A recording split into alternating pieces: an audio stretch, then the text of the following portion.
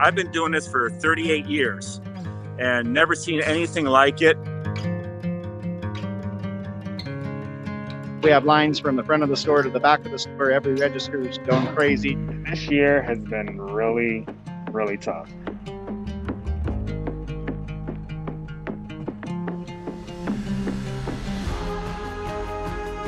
I always say if you put your best foot forward and treat everyone with kindness and help whoever you can that comes within your path, you'll be good. The customer comes first no matter what. We could be the only people they see for the week.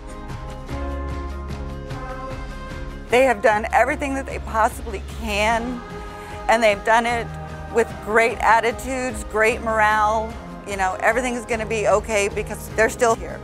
I think Kroger's, they provide that gleam of hope for my family because at the end of the day, it truly meant my kids having a meal or not. This is why I get up and come to work every day. It's tough, but we're all still smiling through the whole thing. There's a level of comfort that you see in the eyes of the person that you're helping that, hey, right now, I'm gonna be okay.